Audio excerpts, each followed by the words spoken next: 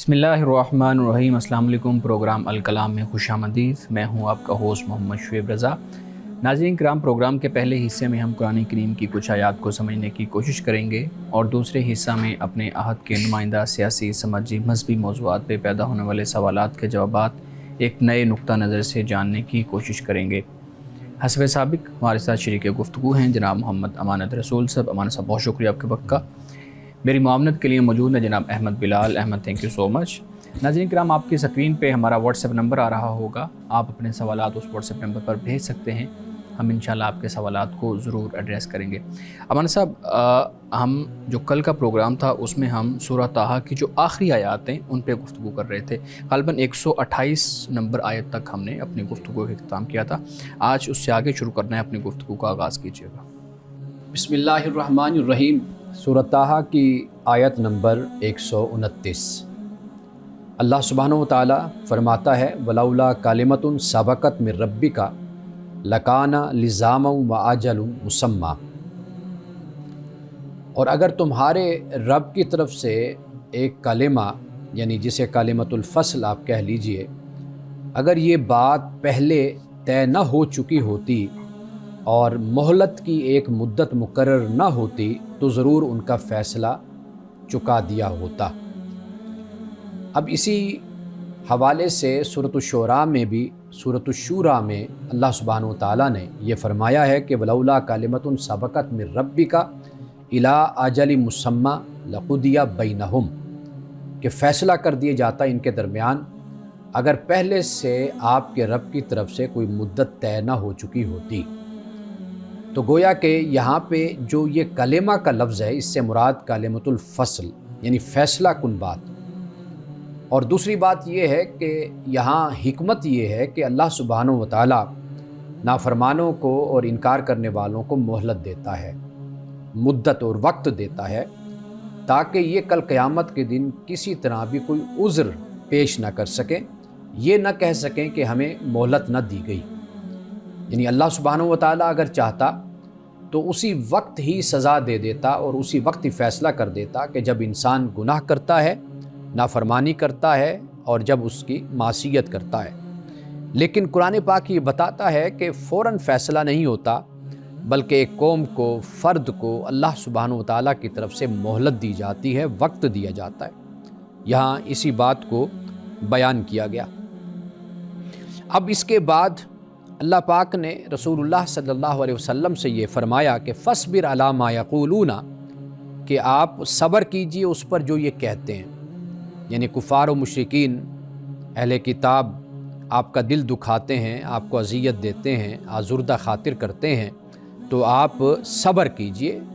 और फिर आगे फ़रमाया वसब्बिह बिहम्दि रब्बिका, कि आप अपने रब की हम्द के साथ तस्बीह कीजिए, क़ब्ला तुलूइ शम्सी व क़ब्ला ग़ुरूबिहा।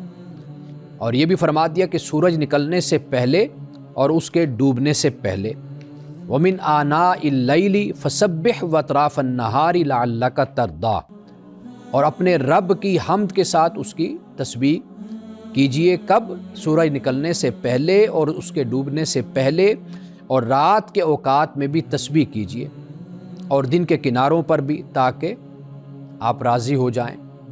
अब यहाँ वक्त के साथ जो बयान किया गया तस्बीह का, तहमीद का, तो ये दर हकीकत नमाज की तरफ इशारा हो जाता है।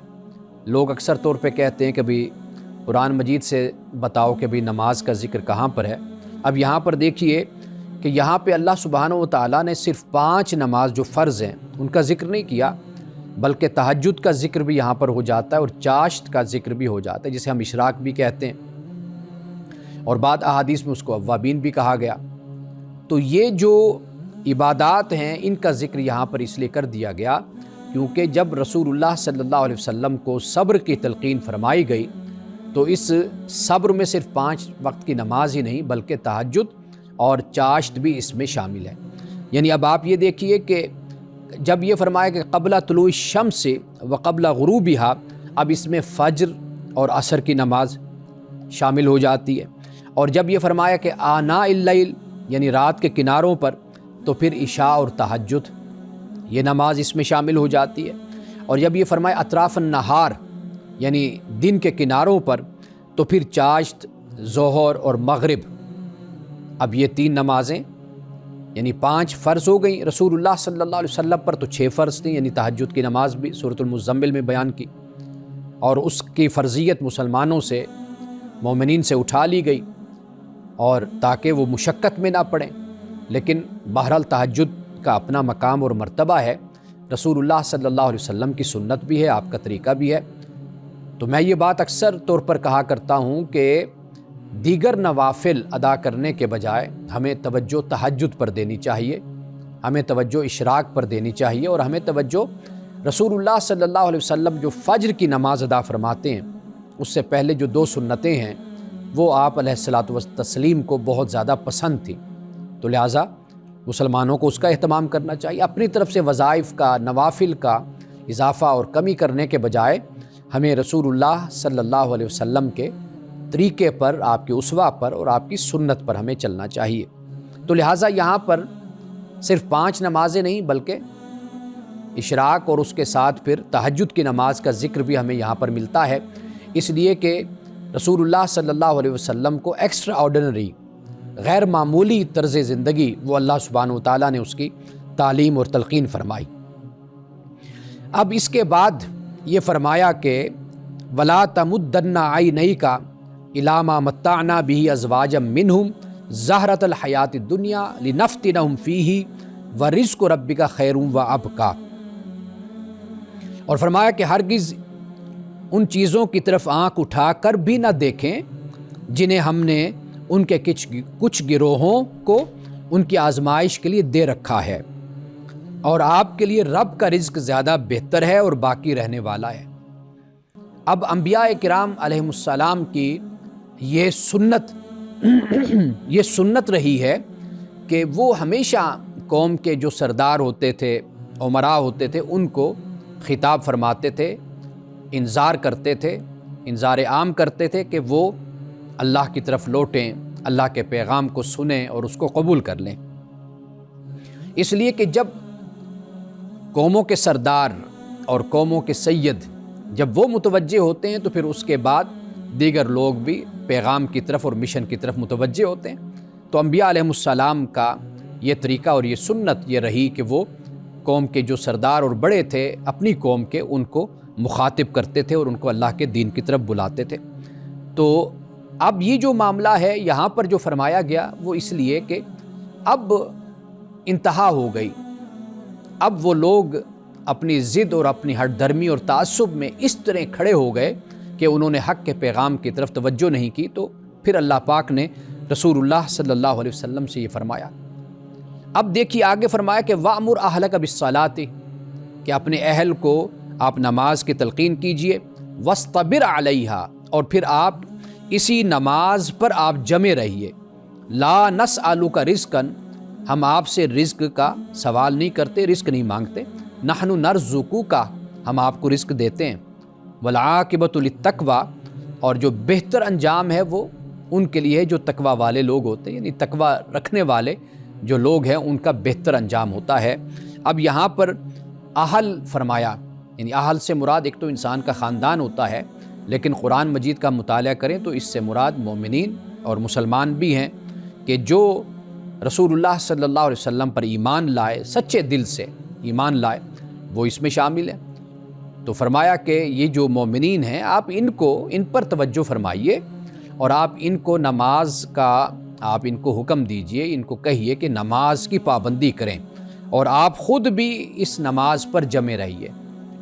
اور نماز پر جمنا، نماز کو پڑھنا، یہ انسان کی زندگی میں جو خدا کے فضل کا باعث بنتا ہے، خدا کی رحمت کا باعث بنتا ہے، وہ اس کو بیان کرنا الفاظ میں مشکل ہوتا ہے، لیکن اس کا مشاہدہ، اس کا تجربہ خود انسان اپنی زندگی میں کرتا ہے۔ خدا کے ساتھ انسان کا تعلق اور خدا کے ساتھ انسان کی وابستگی اور انسان کا ہر کام اور عمل خدا کی محبت اور اس اخلاص اور تقویٰ پر ہو تو اس کی اپنی برکتیں اور اس کی اپنی رحمتیں ہیں کہ جو انسان کو عطا ہوتی ہیں۔ اللہ سبحانہ و تعالیٰ جتنا بھی رزق انسان کو دیتا ہے وہ کفایت کر جاتا ہے۔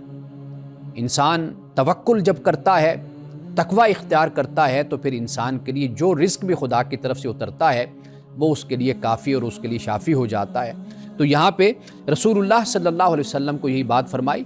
دیکھیے حضرت اسماعیل علیہ السلام کے بارے میں قرآن کہتا ہے وَكَانَ يَأْمُرُ أَهْلَهُ بِالصَّلَاةِ وَالزَّكَاةِ کہ اپنی اہل کو وہ حکم دیتے تھے اسماعیل نماز اور زکوٰۃ کا۔ یہاں پر اہل سے مراد صرف خاندان کے افراد نہیں بلکہ جو آپ کے متبعین، آپ کے پیروکار ہیں، ان کو بھی آپ صلاۃ اور زکوٰۃ آپ اس کی تلقین فرماتے تھے اور اس کا حکم دیتے تھے۔ مزید انشاءاللہ اس پر ہم گفتگو کل کریں گے۔ ناظرین کرام، یہاں وقت ہوا چاہتا ہے ایک بریک کا، ہمارے ساتھ رہیے گا۔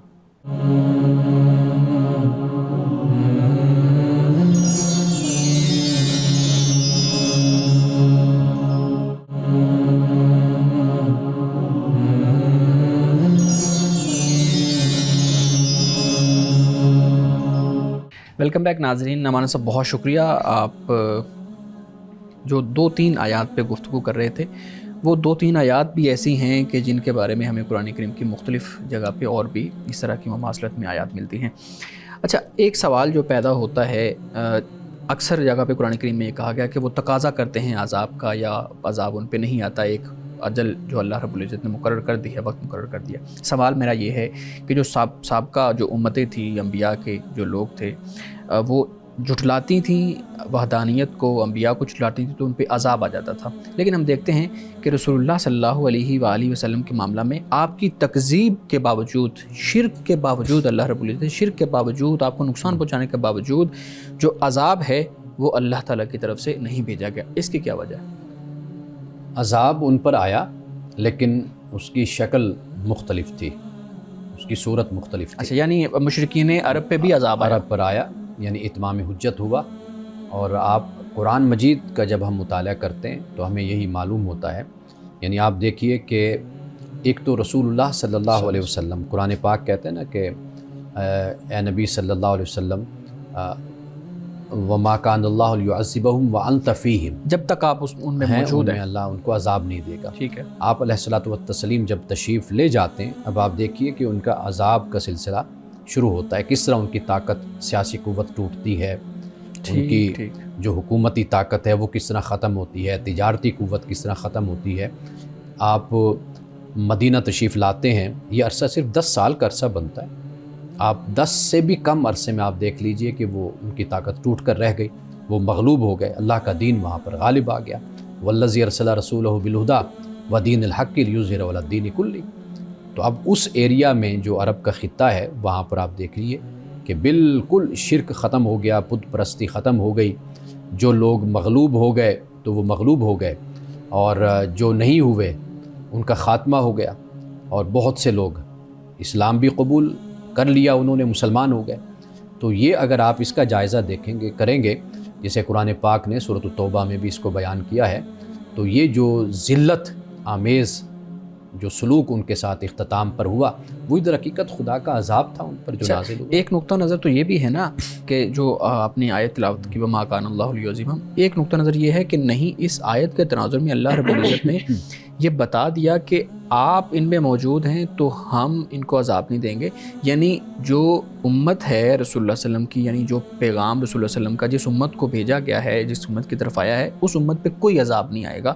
اور آپ کہہ رہے ہیں کہ ان پہ ذلت کی صورت میں عذاب آیا۔ ہمارے بہت سے اسکالر اس بات کی نفی کرتے ہیں، وہ کہتے ہیں کہ ان پہ تو کوئی عذاب نہیں آیا تھا۔ دیکھیے، آپ اس آیت کو اگر دیکھیں نا، یہ کب نازل ہوئی، اس کا شان نزول کیا ہے، تو آپ خود اس نتیجے پہ پہنچیں گے کہ اس سے مراد یہی اللہ سبحانہ و تعالیٰ نے بیان کیا کہ جس طرح آپ علیہ الصلوۃ والتسلیم سے پہلے انبیاء علیہ السلام آئے، اور جب ان کو حکم ہوا کہ اب آپ بستی چھوڑ کر یہاں سے چلے جائیے، تو پھر آپ وہاں سے پیغمبر چلے گئے، اس کے بعد خدا کی طرف سے ان پر عذاب اترا۔ حضور علیہ الصلوۃ والتسلیم کو جب حکم ہوا، قرآن مجید بیان کرتا ہے، جہاں پہ حضرت ابوبکر صدیق رضی اللہ تعالیٰ عنہ کا ذکر ہوتا ہے، اب وہ ہجرت کا سفر ثانی اثنین ذو ما فی الغار اذ یقول لصاحبہ لا تحزن ان اللہ معنا، یہ سارا ہجرت کا سفر ہے، خدا کے حکم پر ہی آپ نے کیا۔ بالکل صحیح۔ تو آپ ہجرت فرما کر جب جاتے ہیں تو پھر اس کے بعد اب آپ دیکھیے کہ کس طریقے سے ان کا زوال شروع ہوتا ہے۔ تو قرآن کی آیات کو جب آپ پڑھیں گے تو آپ اس کا معنی اس کے پس منظر سے، اس کے پیش منظر سے جو الفاظ ہیں آپ اس سے متعین کرتے ہیں نا، تو وہاں پر یہی بات سمجھ آتی ہے۔ بالکل ٹھیک ہے. اس میں میں چاہوں گا جی جی ایک چیز پلیز. اور اگر آپ کلیئر فرما دیں کہ نبی کریم صلی اللہ تعالیٰ علیہ وسلم کا موجود ہونے سے مراد اس دور میں موجود ہونا ہے یا آج بھی وہ اسی طرح سے یعنی ظاہری طور پہ ایگزسٹنس ہے کہ آج بھی امت پر عذاب نہیں آ سکتا؟ پھر امت کے علاوہ جو لوگ آج بھی خدا کا انکار کرتے ہیں ملحدین میں جن کا شمار کیا جاتا ہے، ان پر بھی عذاب تو نازل نہیں ہوتا؟ اچھا، یہ ایک علیحدہ بات جو آپ نے جس طرف اشارہ کیا، جی یہ معاملہ ہوتا ہے پیغمبروں کے ساتھ، اللہ کے جو رسول ہیں، انبیاء ہیں، ان کے ساتھ یہ معاملہ ہوتا ہے. رسول اللہ صلی اللہ علیہ وسلم اللہ تعالیٰ کے آخری نبی، اللہ کے آخری رسول اور پیغمبر ہیں. تو اب آپ کے بعد وہ جو عذاب جو آسمان سے اترتا تھا اس کا سلسلہ تو ختم ہو گیا. جو پیغمبر کی زندگی میں جو عدالت رب کی طرف سے قائم ہوتی تھی اس کا سلسلہ تو ختم ہو گیا. باقی انسان کے اعمال ہوتے ہیں، انسان کی بے بصیرتی ہوتی ہے، بدعمالیاں ہوتی ہیں، اللہ تعالیٰ کے جو قائم کردہ یونیورسل لاز ہیں، قوانین ہیں، ان کی نافرمانی ہوتی ہے جس سے نتائج انسانی زندگی پر مرتب ہوتے ہیں. وہ ایک علیحدہ پھر پہلو ہو جاتا ہے. لیکن جو آپ بات کہہ رہے ہیں اس کا سلسلہ اب نہیں رہا، ختم ہو چکے. ٹھیک. اچھا مولانا صاحب، ایک اور چیز، صبر کی آیت ہم نے اس میں جو ہے نا وہ بھی سنی ہے. تو میں جب اس کو پڑھ رہا تھا تو بڑی حیران کن ایک بحث میرے سامنے آئی، میں آپ کے سامنے رکھتا ہوں. کہتے ہیں جی کو جو صبر ہے اسلام کے اندر، جو صبر کا کانسیپٹ ہے وہ اصل میں ظالم کو ظلم کرنے پہ اور مظلوم کو جو ظلم ہے وہ برداشت کرنے پہ ابھارتا ہے. کیونکہ میں ایک حدیث آپ کے سامنے رکھتا ہوں، رسول اللہ صلی اللہ علیہ وسلم نے فرمایا کہ جب مظلوم جب ظلم پر صبر کرتا ہے تو اللہ تعالیٰ اس کی عزت بڑھا دیتا ہے. اب یہ دیکھیں یہاں پہ بھی یہ بات ہو رہی ہے کہ مظلوم ظلم کو برداشت کرے تو اس کی عزت بڑھ جائے گی. ہم اس میں بھی دیکھ رہے ہیں. تو یہ ایسا محسوس ہوتا ہے کہ جو اسلام کا تصور ہے صبر کا، وہ ظالم کو ڈھیل دے رہا ہے کہ ظلم کرتے جاؤ، اور مظلوم کو یہ بتا رہا ہے کہ تم برداشت کرو تاکہ ظلم بڑھتا جائے اور جو انصاف ہے وہ کم ہوتا جائے. دیکھیے، یہ ہرگز اس کا معنی نہیں ہے. اللہ سبحانہ و تعالیٰ قرآن مجید میں جب صبر کو بیان فرماتا ہے، وہ در حقیقت یہ ہوتا ہے کہ ایک انسان، ایک جماعت، وہ اپنی قوت کو، اپنی انرجی کو منتشر نہ کرے، یعنی اس کو ضائع نہ کرے. انسان ایسا ہوتا ہے کہ اس کی دو صورتیں ہوتی ہیں. ایک ہوتا ہے کہ اپنے وجود میں اس حد تک پریشان ہو جانا کہ انسان مقابلے کے قابل نہ رہے، ایک یہ صورت ہوتی ہے.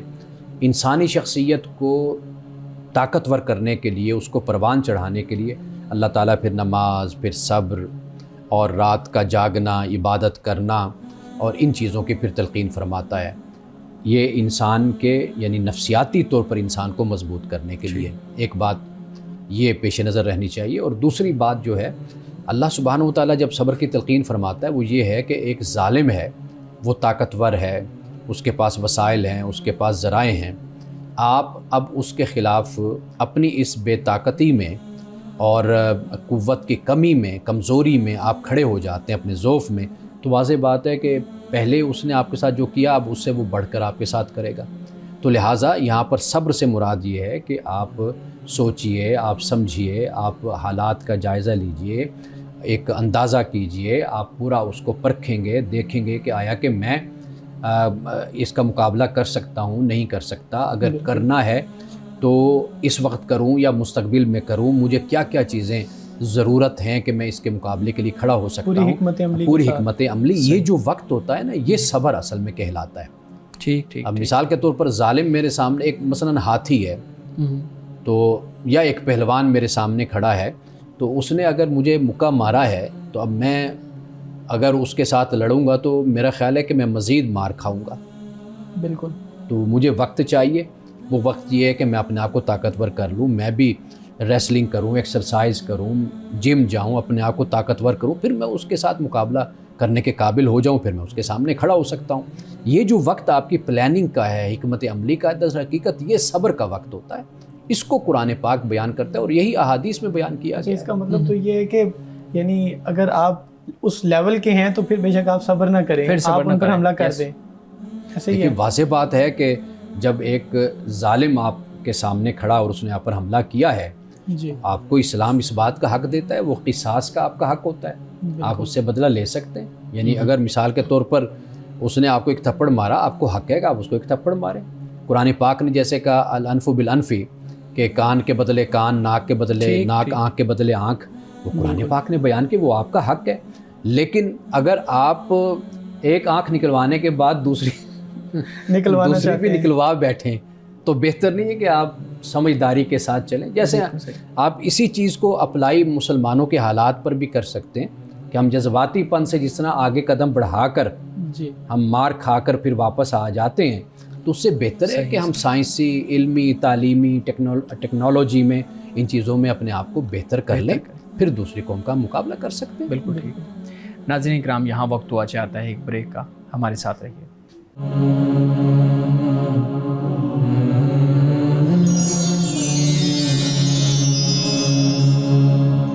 ویلکم بیک ناظرین. امانا صاحب، ہماری بات ہو رہی ہے صبر اور مشکل اور ظلم کو برداشت کرنے کے اوپر.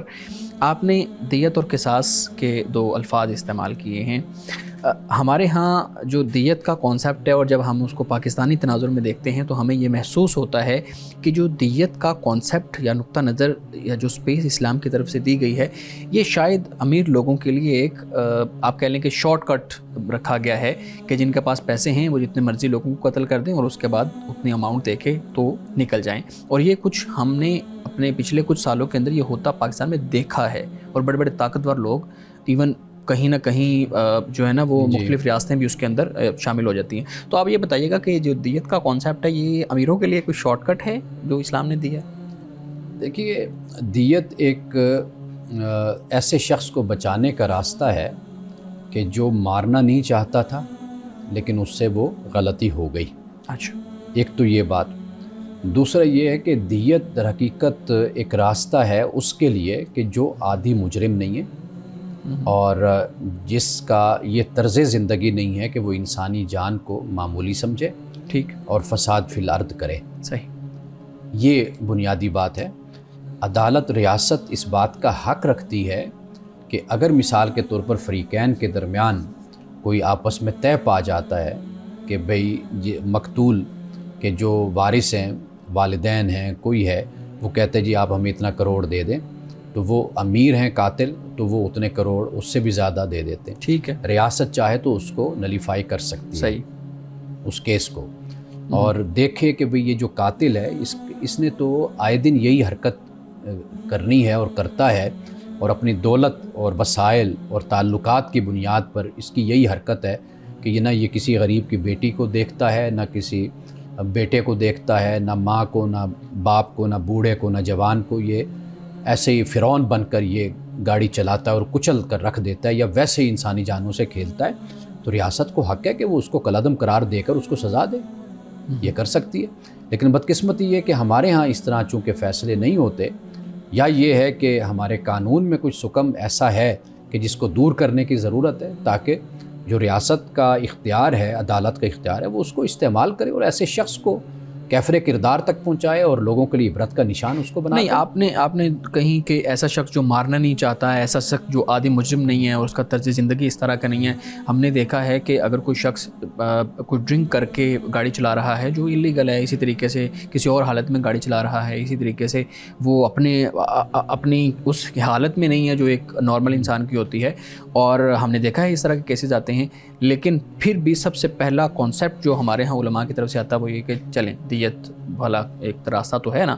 یا تو پھر علماء کو اور ریاست کو پابندی لگا دینی چاہیے کہ وہ جو عادی مجرم نہیں ہے پھر دیکھا جائے گا اس کا طرز زندگی ایسا نہیں ہے، وہ مارنا نہیں چاہتا تھا. جو باتیں میں نے گزارش کی ہے نا، وہ یہ ہے کہ یہ تو کیس ٹو کیس ویری کرتا ہے نا. کوئی کیس آپ کے سامنے آئے گا، آپ باقاعدہ اس پر ڈسکشن ہوتی ہے، گفتگو ہوتی ہے، دلائل ہوتے ہیں، آپ پس منظر دیکھتے ہیں، پھر اس کے بعد کسی نتیجے تک ہم نے دیکھا ہے نا، معذرت میں آپ کی بات کر رہا ہوں، ہم نے دیکھا اس طرح کے کیسز آتے ہیں تو علماء جو دیکھ رہے ہوتے ہیں وہ خاموش رہتے ہیں. تو کیا ان کا اس واقعے پہ خاموش رہنا برائی کے ساتھ شامل ہونے والی بات ہے؟ مثال کے طور پہ ایک برائی ہو رہی ہے تو آپ خود اس کو بڑھ کے منع کر دیں نا. ہر معاملے میں تو علماء ہمارے ہاں رائے دینے کی کوشش کرتے ہیں، تو ان معاملات میں وہ رائے نہیں دیتے. دیکھیے، علماء کا رویہ یہ ایک علیحدہ موضوع ہے، یہ علیحدہ معاملہ ہے. ہم تو بات کر رہے ہیں نا کہ جو قانونی حیثیت اور قانونی صورت ہے وہ میں نے آپ کے سامنے رکھی ہے کہ وہ اس کی یہ حیثیت ہے کہ ریاست، عدالت اگر چاہے اور اس کو چاہیے کہ ایسے معاملات میں وہ اس اختیار کو استعمال کرے، یہ نہیں ہے کہ کوئی وڈیرا ہے، کوئی سردار ہے، کوئی فلاں ہے، کوئی فلوں ہے، اس کا بیٹا ہے تو لہٰذا اس کو کھلی چھوٹ دے دی جائے اور وہ اڑا کر رکھ دے لوگوں کو، تو یہ جو پھر اس کے بعد وہ دیت دے دیتا ہے۔ اب دیکھیے یہ 10 کروڑ 20 کروڑ کی کیا ویلیو ہے، جہاں پر ایک پلاٹ جو ان سا ہے وہ آپ کو عرب میں 80 کروڑ میں ملتا ہو یا کئی کروڑوں میں وہ پلاٹ کی، ایک چھوٹے پلاٹ کی قیمت ہو، کمرشل پلاٹ ہوتے ہیں یا دوسرے پلاٹ، وہاں پر انسانی جان کی کیا یہ ویلیو ہے۔ وہ شخص کے جو اتنا مالدار ہے کہ جس کو اپنی جائیداد کا، اپنے بینک بیلنس کا ہی پتہ نہیں ہے، وہ بیچ میں سے اٹھا کر وہ تو ایک پینٹ کی حیثیت رکھتا ہے۔ تو لہٰذا معاملہ یہ ہے کہ یہ عدالت کو یہ طے کرنا ہے، ریاست کو، کہ بھئی وہ اس شخص کو کہ جو اس طرح کرتا ہے اس کو انجام تک پہنچائے، تاکہ بعد میں آنے والے انسانی جانوں کو اس طرح معمولی نہ سمجھیں۔ لیکن سوال تو یہ پیدا ہوتا ہے نا کہ دیت کا کنسیپٹ، بے شک ایک بندہ عادی مجرم نہیں ہے، اس کو دیت کی وجہ سے آزادی مل گئی ہے، لیکن پھر بھی سوال تو یہ پیدا ہوتا ہے کہ یہ امیروں کے لیے، یہ صرف امیروں کے لیے، غریبوں کے لیے غریب بیچارہ تو دیت نہیں ادا کر سکتا۔ مثال کے طور پہ غلطی وہ سے ویسے ہی ہے کہ وہ تسبیح کرتا رہے، وہ جو دیکھیے اب اس پیسے آنے والی ایک صورت یہ بھی ہوتی ہے نا کہ پھر ریاست اس کی طرف سے اس کو ادا کرتی ہے، یا یہ ہوتا ہے کہ اپنی برادری یا کوئی ہے تو وہ اس کی طرف سے ادا کیا جاتا ہے۔ کئی دفعہ ایسے بھی ہوتا ہے کہ جو مقتول کے ورثاء ہیں ان سے درخواست کی جاتی ہے کہ بھئی یہ اس سے یہ حرکت ہوئی ہے، یہ اتنا برا شخص نہیں ہے، اس کا یہ رویہ یا یہ طرز زندگی نہیں ہے، آپ اس کو اللہ کے نام پر معاف کر دیں۔ کئی دفعہ یعنی وہ مختلف صورتیں پھر حالات کے مطابق ہوتی ہیں جی،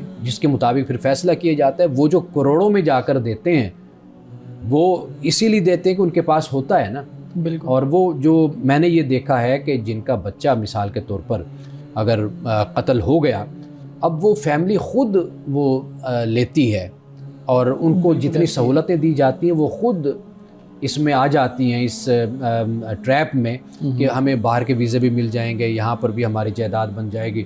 وہ یکدم قسمہ پرسی سے، تنگ دستی سے نکل کر وہ ایک اچھی زندگی میں آ جاتے ہیں۔ وہ خود بھی یہ چاہتے ہیں، اس پر سودا کر لیتے ہیں۔ لیکن ریاست کی ذمہ داری یہ ہوتی ہے کہ وہ ایک خاندان یا ایک فرد کی بات نہیں، وہ دیکھتے ہیں کہ معاشرہ، سماج کس طرف اس فیصلے سے جائے گا، بالکل، تو اس کو اس بنیاد پر فیصلہ کرنا ہوتا ہے۔ جی بالکل۔ لوگ یہ بھی کہتے ہیں نا کہ جس نے جانا ہے وہ تو چلا گیا، تو اب بجائے یہ کہ اگلے بندے کو بھی اس کے بدلے میں قتل کروا دیا جائے تو بہتر ہے کہ اپنے حالات بدلے جائیں اور خود کو ہم نے ایک بہتر کیا فیصلہ جائے۔ ایسا بھی دیکھا ہے کہ جہاں پر بیٹا اگر چلا گیا، خامن شوہر، تو انہوں نے دیت دے دی اور ڈھیر ساری کافی دیت ان کو ملی۔ جی، ایک بڑا خاص کیس ہوا لاہور میں، یہ معاملہ ہوا۔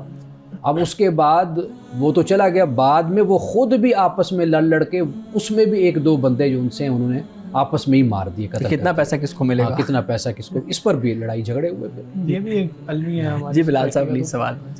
جی، میرے پاس کچھ سوالات بائنینس کے حوالے سے ہیں، جو فوریکس ٹریڈنگ جی، اور ہمارے یہاں کرپٹو کرنسی کے حوالے سے جو بحث بھی چل رہی ہے اور اس پہ علماء سے سوالات بھی پوچھے جاتے ہیں، تو آپ کا کیا نقطہ نظر ہے؟ جو لوگ بائنینس میں انویسٹ کرتے ہیں، بٹ کوائن یا دیگر کوائنز خریدتے ہیں، یا پھر فوریکس ٹریڈنگ میں اور جتنی بھی اپلیکیشنز ہیں ان کا استعمال کرتے ہیں، کیا اوور آل دیکھا جائے تو یہ استعمال درست ہے یا اس کو ہم جائز نہیں، ناجائز کہیں گے؟ دیکھیے جو سب سے بڑا مسئلہ ہوتا ہے نا، جو اسلام کے پیش نظر ہے، جی، دین کے پیش نظر ہے، وہ یہ ہے کہ ایک تو دھوکہ دہی کی صورت نہ ہو، بالکل، یعنی خاص طور پر جو خریدنے والا ہے اس کے ساتھ ایک تو یہ معاملہ بنیادی طور پر مد نظر رکھنا چاہیے۔ دوسری بات یہ ہے کہ کوئی حرمت، کوئی حرام کا معاملہ، کوئی ایسی چیز کا یہ نہ ہو۔ اب جب ہم اس پر جو آج جس حوالے سے آپ بات کر رہے ہیں، اس میں بہت سی ایسی صورتیں ہیں، جیسے مثال کے طور پر میں پڑھ رہا تھا بٹ کوئن کے حوالے سے، اس کو علماء نے جائز بھی قرار دیا ہے، بعد نے اس پر بھی بحث کی ہے، لیکن بعد نے اس کو قرار دیا۔ اصل جو مسئلہ کھڑا ہوتا ہے نا وہ یہ ہوتا ہے کہ جیسے کرپٹو کرنسی ہے یا دیگر جو کرنسی ہے جو خریدی جاتی، بیچی جاتی، جس کا کاروبار ہم کرتے ہیں، جی، وہ یہ ہوتا ہے کہ پیچھے مالیاتی ایک نظام پورا ہوتا ہے، ایک حکومت ہوتی ہے جو اگر کوئی نقصان کی صورت بنے تو وہ اس کو پورا بھی کرتے ہیں۔ لیکن جہاں تک کرپٹو کرنسی کا میں نے مطالعہ کیا، میں نے دیکھا تو اس کے پیچھے ابھی تک کوئی ایسے مالیاتی نظام، کچھ ایسا سسٹم نہیں ہے۔ یہ فرد کا فرد کے ساتھ ہی معاملہ ہوتا ہے، جی، کسی اور کی انوالومنٹ نہیں ہے اس میں، دو نمبری بھی بہت زیادہ ہے، فراڈ بھی بہت زیادہ ہے۔ تو ایسی چیزیں جو ہیں، اسلام اصل جو آپ کو چیز دیتا ہے، سمجھاتا ہے، ایک تو یہ ہوتا ہے کہ بھئی جو دونوں آپس میں فریقین ہیں ان کا نقصان یہ نہ ہو، ان کے ساتھ کوئی دھوکہ دہی نہ ہو، حرام کا کوئی ایسا معاملہ نہ ہو جسے ہم ربا کہتے ہیں، سود کہتے ہیں، وہ کوئی صورت ایسی پیدا نہ ہو.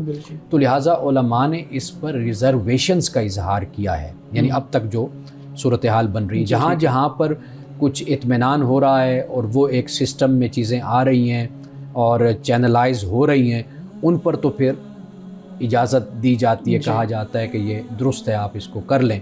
لیکن جہاں جہاں ابھی تک وہ ایک انڈر پروسیس صورتحال ہے نا کہ جس پر کاروبار کیا جائے تو ایک تو کوئی پیچھے کوئی سالڈ کوئی نئی وجود کسی کا نہیں ہے کہ جو اس کو نظام کو کنٹرول کرے، اس کو دیکھے. تو وہاں پر پھر یہ ہوتا ہے کہ دھوکہ دہی کی صورت زیادہ بنتی ہے، لوگ آپس میں لالچ میں آ کر پھر کام کرتے ہیں، لیکن اس سے پھر ایک خاص قسم کا جو طبقہ ہوتا ہے وہ مافیا ٹائپ پیدا ہو جاتا ہے. وہ پھر چند لوگوں کو جو چھوٹی مچھلیاں ہوتی ہیں ان کو یہ مگرمچھ کھا جاتے ہیں. اس طرح کے پھر مسائل پیدا ہوتے ہیں، جس سے پھر ایک امبیلنس، عدم توازن کی صورت سوسائٹی کے اندر پیدا ہوتی ہے، پورے نظام میں پیدا ہوتی ہے. تو اس بنیاد پر پھر کہا جاتا ہے کہ بھئی آپ یہ راستہ نہ اختیار کریں. تو واضح بات ہے کہ جس میں دھوکہ دہی ہے، فراڈ ہے، جھوٹ ہے، ربا ہے، سود ہے، یہ معاملات ہیں، تو وہاں پر پھر علماء نے یہی کہنا ہے کہ بھئی آپ اس سے بچیں، یہ ناجائز صورت ہے. ناظرین کرام، گفتگو ابھی جاری ہے، یہاں وقت ہوا چاہتا ہے ایک بریک کا، ہمارے ساتھ رہیے.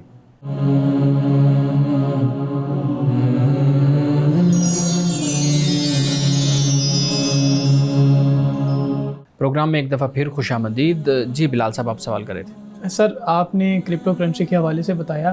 ہسٹری میں اگر دیکھا جائے تو ہمیں معلوم ہوتا ہے کہ علماء جن چیزوں سے آشنا نہیں ہیں ان کے بارے میں وہ محتاط رہتے ہیں، اور پھر آہستہ آہستہ آہستہ آہستہ ایک وقت آتا ہے کہ ان کو نالج اس بارے میں ملتا ہے، اور اس کے بعد پھر ان کی ضرورت بنتی ہے، پھر وہ خود ان چیزوں کو استعمال کرتے ہیں، اور تب جا کر ہمیں کہیں نہ کہیں فتویٰ، متفقہ فتویٰ ملتا ہے کہ یہ بات، اب یہ معاملہ جو ہے وہ جائز ہے.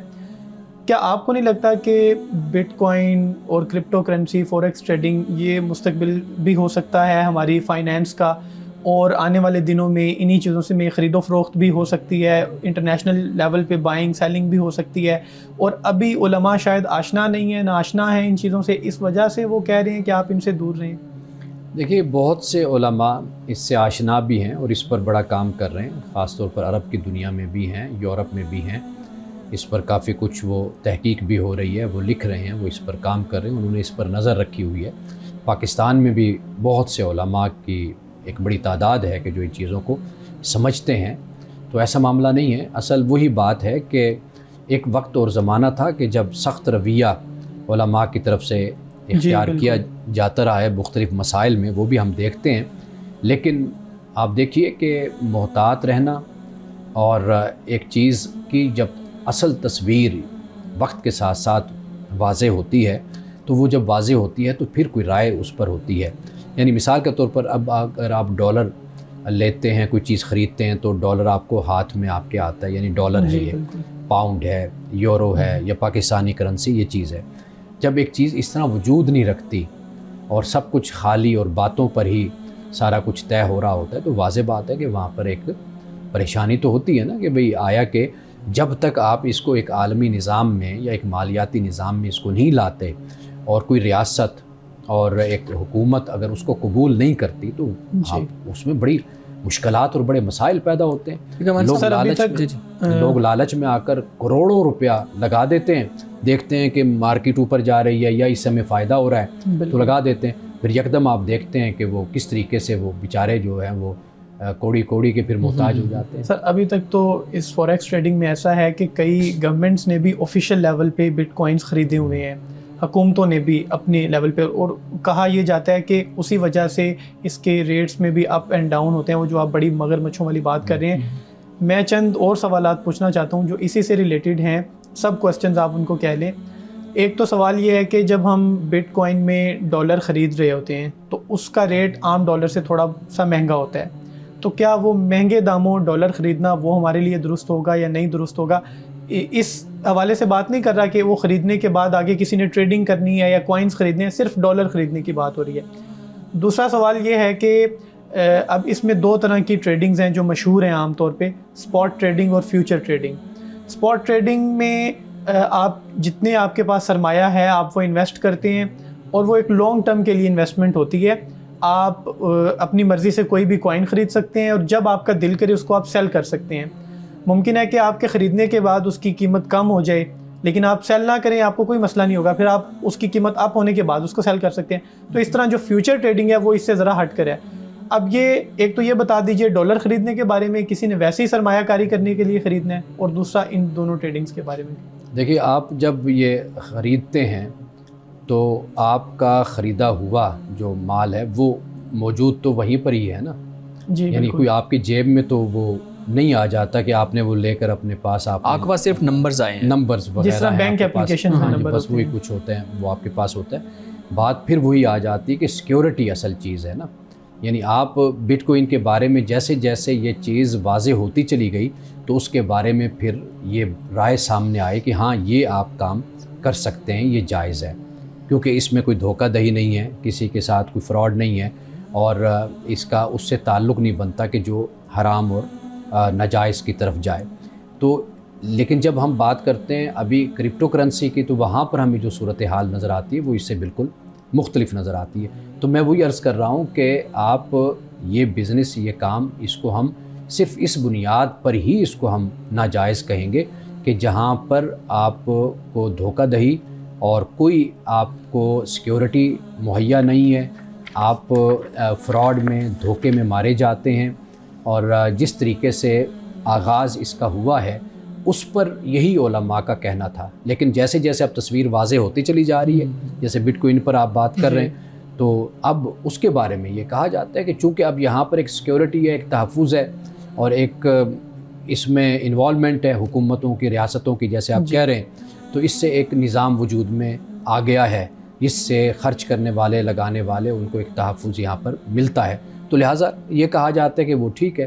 لیکن جہاں پر ایسی صورت نہیں ہے تو فی الحال اس کی تصویر جیسے جیسے وقت کے ساتھ ساتھ واضح ہوتی جائے گی پھر اس پر بات سامنے آئے گی. لیکن ایک سوال یہ بھی ہے کہ اسلام میں جو ہم کاروبار کرتے ہیں, اسلام اس میں دھوکے کا کیا تصور ہے اس میں دھوکے کا. جس طرح بائنینس کی بات کی جائے, بڑی مشہور اپلیکیشن ہے کرپٹو کرنسی کی. اب اس میں تو ایسا کوئی کیس آج تک نہیں ملا جس میں ہم نے کہیں سے ڈالرز بائی کیے ہوں, ہمارے ساتھ دھوکہ ہو گیا ہو, ہم نے سیل کیے ہوں, ہمارے ساتھ دھوکہ ہو گیا ہو. دھوکہ صرف اس صورت میں ہوتا ہے. اب وہ بھی دھوکہ نہیں ہے, وہ تو یہ ہے کہ آپ نے کوئی کوائن خریدا ہے, اس کی قیمت ڈاؤن ہو گئی ہے, اب آپ نے اس کو سیل کر دیا ہے, تو آپ کہیں گے کہ آپ کے ساتھ تو دھوکہ ہو گیا ہے. حالانکہ ایسا تو نہیں ہوتا. آپ اگر فزیکلی بھی کوئی چیز خریدتے ہیں تو اس کی قیمت ڈاؤن ہو سکتی ہے اور آپ کو بیچنا پڑ جائے, تو یہ دھوکہ تو نہیں ہے آپ کے ساتھ, یا اسلام اسی کو دھوکہ کہتا ہے؟ نہیں, یہ دھوکہ تو نہیں ہے نا, یہ تو اتار چڑھاؤ ہے مارکیٹ کے. جیسے آپ ریٹ زیادہ ہوگا, کم ہوگا, اسٹاک مارکیٹ ہے اور اس کے علاوہ آپ شیئرز خرید لیتے ہیں, وہ معاملات ہیں, تو ان کو تو آپ اس میں شامل نہیں کر سکتے نا. امن صاحب آج کے حدیث مبارکہ بیان کیجیے. آج کی حدیث حضرت انس رضی اللہ تعالی عنہ سے روایت ہے کہ رسول اللہ صلی اللہ علیہ وسلم نے فرمایا کہ جس میں 3 باتوں میں سے کوئی ایک بھی نہ پائی جائے تو وہ اپنے کسی بھی عمل کے ثواب اور ایمان کے مکمل ہونے کی امید نہ رکھے. 3 باتیں. پہلی بات فرمائی کہ حسن اخلاق, جس کے ساتھ وہ لوگوں میں زندگی بسر کرے, یعنی جن میں رہے ان کے ساتھ اچھے اخلاق کے ساتھ پیش آتا رہے. دوسری بات فرمائی کہ ایسا تقویٰ جو اسے اللہ تعالیٰ کی حرام کردہ چیزوں سے روک دے. تیسری بات فرمائی کہ ایسی بردباری جو اسے جاہل کی جہالت سے ہٹا دے. یعنی پہلی بات لوگوں میں رہتا ہے, حسن اخلاق سے پیش نہیں آتا. دوسری بات کہ جو تقویٰ نہیں رکھتا کہ حرام چیزوں سے بچ جائے, یعنی حرام چیزوں سے نہیں بچتا. تیسری بات لوگ اس کے ساتھ اگر جہالت کا رویہ اختیار کرتے ہیں وہ آگے سے انہی کی طرح کا جاہل بن جاتا ہے, یعنی بردباری کا مظاہرہ نہیں کرتا. تو رسول اللہ نے فرمایا کہ عمل کے ثواب اور ایمان کے مکمل ہونے کی وہ ایسا شخص کبھی امید نہ رکھے. ناظرین کرام, اس دعا کے ساتھ اپنے پروگرام کا اختتام کریں گے. اللہ رب العزت حسن کلام اور تاثیر کلام عطا فرمائے, ہماری زبان کی گروں کو کھول دے اور سننے والوں تک خیر کا پیغام پہنچے. اجازت دیجیے, خدا حافظ.